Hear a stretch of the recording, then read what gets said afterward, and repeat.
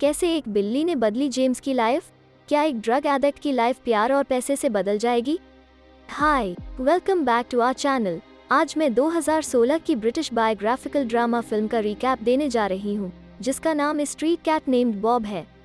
यह फिल्म एक सच्ची कहानी पर बेस्ड है। फिल्म की शुरुआत जेम्स नाम के एक बेघर आदमी से होती है जो प्रेजेंट में एक स्ट्रीट बस्कर के रूप में काम करता है। हालांकि किसी को भी उसके परफॉर्मेंस की परवाह नहीं है और एक भी पेडेस्ट्रियन भी उसके द्वारा गाए जाने वाले ट्यूनलेस सॉन्ग के लिए पैसे नहीं देता है। कभी कभी वो कूड़ेदान से फूड खोजता है और बचा हुआ खाना खाता है, क्योंकि उसके पास कोई पैसा नहीं बचता है। पता चलता है कि जेम्स एक फॉर्मर हेरोइन एडिक्ट है, जब उसका एक एडिक्ट दोस्त बाज पास के ड्रग डीलर की तलाश में है। जेम्स उसे इग्नोर है और एक रेस्टोरेंट में चलता जाता है, जहां वो रात के खाने के लिए 3 पाउंड के मील का ऑर्डर देता है, लेकिन उसके पास भोजन की पेमेंट करने के लिए पर्याप्त पैसे नहीं होते हैं। वो एक गाना गाने की पेशकश करता है, लेकिन वेटर द्वारा बाहर कर दिया जाता है। वो भोजन को पानी से भरे सिंक में फेंक देता है। उसके बाद वो फिर से बाज से मिलता है, जो एक अनलॉक कार के अंदर बैठा है और जेम्स को ड्रग्स की पेशकश करता है। डेस्परेट, वो इवेंचुअली ड्रग्स लेता है और हाई हो जाता है। अगले दिन राइटफुल कार मालिक सहित हर कोई चौंक जाता है जब वे जेम्स को ओडी के कारण बेहोश पड़ा हुआ देखते हैं। लॉन्ग स्टोरी शॉर्ट, वो ठीक हो जाता है और उसे अस्पताल से छुट्टी मिल जाती है। वो तुरंत एक रिहेबिलिटेशन एडवाइजर वाल से मिलता है, जो उसे उसकी प्रेजेंट सिचुएशन के बारे में वार्निंग देती है और उसकी मदद करने की पेशकश करती है। वो उसे मेथाडोन प्रिस्क्राइब करती है और उसे हर 2 वीक में उससे मिलने के लिए कहती है। उसके बाद वो एक बेघर और नोमैड मैन के रूप में अपनी बोरिंग लाइफ को जारी रखता है। इस बीच वाल उसे महिला को आश्वस्त करने के बाद काउंसिल हाउसिंग में ले जाने का मैनेज करती है कि जेम्स ड्रग्स से क्लीन होने के लिए परसिस्टेंट है और इसका सपोर्ट करने का एकमात्र तरीका उसे यहाँ जगह देना है कुछ दिनों के लिए। कुछ ही समय बाद वो यह जानकर बहुत खुश होता है कि उसे फिर से सड़क पर रहने की आवश्यकता नहीं है, लेकिन उसे रिहेबिलिटेशन प्रोग्राम पर बने रहने के लिए वाल की शर्तों का पालन करना होगा और उसके साथ एक भी मीटिंग को मिस नहीं करेगा। उस रात अपने मी टाइम को एंजॉय करते हुए उसने बाथरूम के बाहर एक अजीब सी आवाज सुनी। जेम्स घबराता है, लेकिन पता चलता है कि यह एक प्यारी जिंजर बिल्ली है जो भोजन की तलाश में है। वो बिल्ली के साथ कनेक्शन महसूस करता है और उसे कुछ दूध देता है। उसके बाद बिल्ली बाहर जाने से इनकार कर देती है और जेम्स के साथ रहने का ऑप्शन चुनती है। अगले दिन जेम्स बिल्ली के मालिक को खोजने का ट्राई करता है, लेकिन ऐसा लगता है कि बिल्ली किसी की नहीं है, इसलिए वो उसे जाने देता है। फिर वो पर स्ट्रीट बस्किंग कंटिन्यू रखता है जब वो गलती से अपने पिता से मिलता है। यह पता चला है कि जेम्स वर्षों से अपने परिवार से अलग है। उसके पिता ने दूसरी महिला हिलरी से शादी की है, जिसे जेम्स की प्रेजेंस पसंद नहीं है। वो क्रिसमस के दौरान जेम्स को अपने घर भी नहीं आने देती। कोई ऑप्शन न होने पर पिता अपने बेटे को कुछ पैसे देता है और चला जाता है। फिर वो घर लौटता है और पाता है कि बिल्ली उसके कमरे के बाहर उसका इंतजार कर रही थी, इस बार उसके शरीर पर एक प्यूरिलेंट वूंड के साथ। वो अपने पड़ोसी बेटी को बुलाता है, जो एक एनिमल लवर है, जो एडवाइस देती है कि जेम्स वूंड का इलाज करने के लिए एक लोकल चैरिटी वेट के पास जाए। वो बिल्ली से प्यार करती है और बिल्लियों से एलर्जी होने के बावजूद उसका नाम बॉब रखने का फैसला करती है। वो तुरंत बॉब को वेट के पास लाता है, जहां उन्हें बहुत लंबे समय तक इंतजार करना पड़ता है और बिल्ली वहां अनकंफर्टेबल होती है, क्योंकि बॉब सिचुएशन से अनफेमिलियर है और डॉग से डरता है।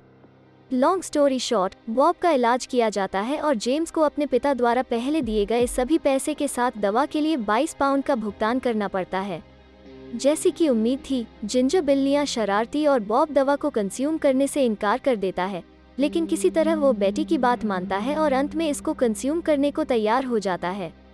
बाद में बेटी ने शेयर किया कि वो 100% एंटी ड्रग है और ड्रग एडिक्ट से नफरत करती है। जेम्स इस बारे में जानता है और अपनी प्रेजेंट सिचुएशन के बारे में उससे झूठ बोलता है।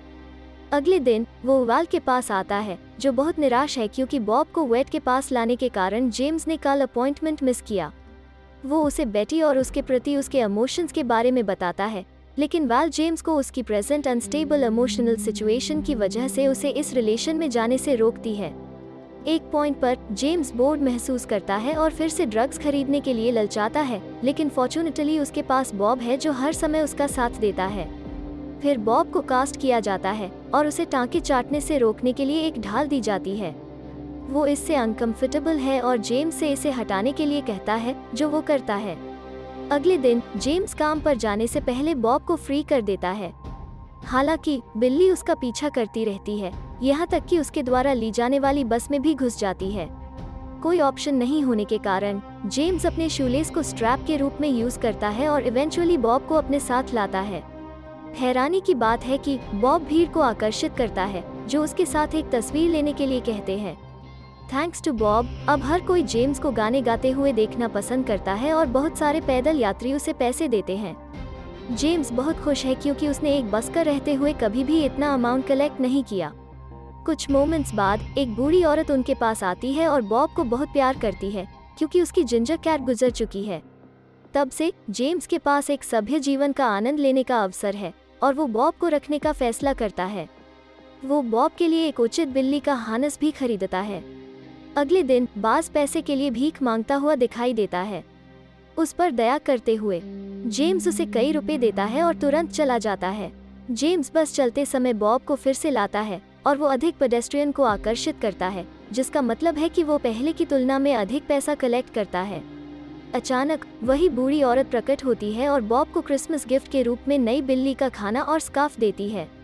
उस शाम वो कोइंसिडेंटली बेटी से मिलता है, जो उसे अपने कमरे में रात के खाने के लिए इनवाइट करती है। वहाँ जेम्स बेटी से उसके जीवन के बारे में पूछता है, लेकिन वो इस टॉपिक पर बात करने से बचती रहती है। अब जेम्स बॉब के लिए मोर रीजनेबल कैट फूड खरीदने में केपेबल है। उस शाम वो गलती से बाज को पाता है, जो ओवरडोज के कारण जमीन पर बेहोश पड़ा हुआ है। वो तुरंत एक एम्बुलेंस को फोन करता है, लेकिन अनफॉर्चुनेटली बाद में बाज की अस्पताल में मौत हो जाती है। बाद में बेटी ने खुलासा किया कि रूम उसके भाई का प्लेस है, जिसकी भी ओवरडोज लेने के कारण मृत्यु हो गई। बेटी की कहानी और बाज की मौत सुनने के बाद जेम्स ड्रग्स से छुटकारा पाने के लिए मोर डेडिकेटेड है, लेकिन वाल कहती है कि उसे इसे धीरे धीरे करना होगा, इसलिए उसे मेथाडोन का सेवन करना पड़ता है, लेकिन कम डोज में। क्रिसमस पर जेम्स और बेटी रोमांटिक रूप से जुड़ने लगते हैं। वे कमरे को सजाते हैं और बॉब के साथ मिलकर क्रिसमस मनाते हैं। बेटी जेम्स को एक बहुत ही सुंदर पेंटिंग प्रेजेंट करती है, जो उसके मृत भाई का काम है। उसके बाद वे एक डेट पर जाते हैं और जेम्स न्यू ईयर्स ईव पर अपने पिता से मिलने के अपने इरादे के बारे में बेटी से शेयर करता है। लॉन्ग स्टोरी शॉर्ट, वो दिन आ गया है और जेम्स अपने पिता के घर आता है। पता चलता है कि पिता की अब बेटियां प्री और फेथ भी हैं। वो बॉब को भी अपने साथ लाता है, जो इवेंचुअली घर में केओस पैदा करता है, एक वाज और एक क्रिसमस ट्री को नष्ट कर देता है। बिल्ली जेम्स के पिता और उसकी नई पत्नी के बीच लड़ाई शुरू करा देती है। अगले दिन बस्किंग करते समय एक कुत्ता बेतरतीब ढंग से जेम्स के गिटार केस पर पेशाब करता है, जो जेम्स और कुत्ते के मालिक के बीच एक आर्ग्यूमेंट को ट्रिगर करता है। सब कुछ केओटिक हो जाता है और गड़बड़ी पैदा करने के कारण जेम्स को गिरफ्तार कर लिया जाता है। हालांकि इनोसेंट साबित हुए जेम्स पर 6 महीने के लिए बस्किंग पर बैन लगा दिया गया है। वाल तुरंत उसे मेथाडोन लेने के लिए एक दवा की दुकान पर जाने का आदेश देती है। अनफॉर्चुनेटली जेम्स के लिए दवा का कंजम्पशन करते समय बेटी उसे देखती है और बहुत परेशान होती है, क्योंकि जेम्स ने उससे उसकी सिचुएशन के बारे में झूठ बोला है। डेस्परेट क्योंकि उसके पास प्रेजेंट में इनकम का कोई सोर्स नहीं है, वो द बिग इश्यू ऑफिस का दौरा करता है और पेपर सेल्स नौकरी के लिए अप्लाई करता है। महिला उसे याद दिलाती है कि वो अपने एरिया में ही पेपर को बेचे। जेम्स सहमत है और अपने एरिया में पेपर्स बेचना शुरू कर देता है। जैसा कि एक्सपेक्टेड था, बॉब पेपर्स खरीदने के लिए भीड़ को आकर्षित करने का प्रबंधन करता है, जबकि उन्हें बिल्ली के साथ एक तस्वीर लेने का मौका मिलता है। भीड़ में से एक ने उसके और बिल्ली के बारे में एक कहानी लिखने का प्रपोजल भी रखा, लेकिन तभी अचानक एक जोड़ा जेम्स और बॉब के पास एक और पेपर सेलर के एरिया से पहुंचता है और बिल्ली के साथ फोटो लेने के बाद पेपर खरीदने की मांग करता है। जालस सेलर जेम्स पर पोचिंग का आरोप लगाता है, भले ही वो ऐसा नहीं करता। उसके कारण जेम्स को 1 महीने के लिए पेपर बेचने से मना किया जाता है। जेम्स बेटी के साथ पैच अप करने की कोशिश करता है, लेकिन वो उससे बात करने से इनकार कर देती है। जेम्स के पास कैश की कमी है, लेकिन वो अपनी भूख को पूरा करने के बजाय बिल्ली के लिए खाना खरीदना पसंद करता है। एक पॉइंट पर, चूंकि वो अब बेरोजगार है, जेम्स वास्तव में आउट ऑफ मनी हो जाता है और उसे फिर से कूड़ेदान से खाना निकालना पड़ता है। अगले दिन वो इल्लीगल रूप से फिर से बस्किंग शुरू कर देता है, लेकिन अन्य जगहों पर, जब तक कि बेटी उसे ढूंढ नहीं लेती और उसे प्रोहिबिशन का पालन करने की चेतावनी देती है, नहीं तो उसे गिरफ्तार कर लिया जाएगा। फिर दोनों में बहस हो जाती है और बेटी अपने रिलेशनशिप को खत्म करना चाहती है। 1 महीना बीत चुका है और अब जेम्स को फिर से पेपर्स बेचने की इजाज़त है। पेपर्स की मार्केटिंग करते समय एक अनसिविलाइज्ड महिला उनके पास आती है और बॉब को खरीदने का प्रयास करती है। जेम्स हम्बली प्रपोजल को रिजेक्ट कर देता है, लेकिन वो औरत तब तक भीख मांगती रहती है जब तक कि वो तंग नहीं आ जाता। बॉब अचानक भाग जाता है और जेम्स उसका पीछा करने की कोशिश करता है, लेकिन बाद में उसे खो देता है। बॉब 2 दिनों के लिए वापस नहीं आता है, जिससे जेम्स तबाह हो जाता है।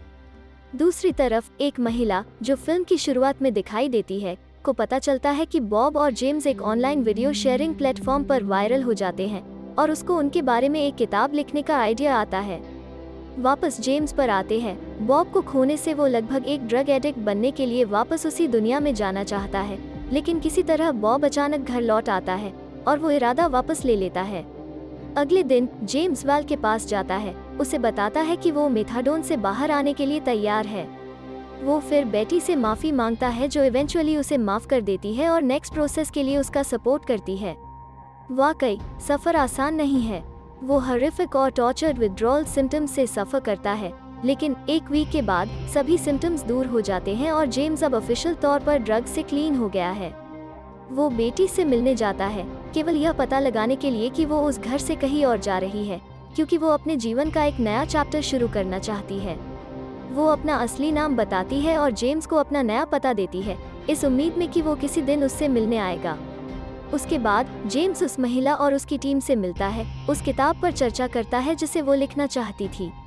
वो अपने पिता के साथ भी मेल मिलाप करता है, जो बताता है कि उसने जेम्स से दूरी बनाए रखी क्योंकि उसे एक अच्छा पिता बनने में फेल होने पर शर्म आ रही थी। फिल्म के एंड में बेटी, उसके पिता और वाल सहित हर कोई जेम्स के बुक लॉन्च का जश्न मना रहा है, जहां वो उन सभी के प्रति ग्रैटिट्यूड शो करता है जो उसका सपोर्ट कर रहे हैं। तब से जेम्स और बॉब एक अपने जीवन का एक नया पेज शुरू करते हैं। तो कैसी लगी आपको एक बिल्ली और एक आर्टिस्ट की दोस्ती की कहानी? हमें कमेंट करके बताएं। इस तरह के और वीडियो देखने के लिए सब्सक्राइब करें, नोटिफिकेशन चालू करें और चैनल को मदद करने के लिए वीडियो को लाइक करें। देखने के लिए धन्यवाद।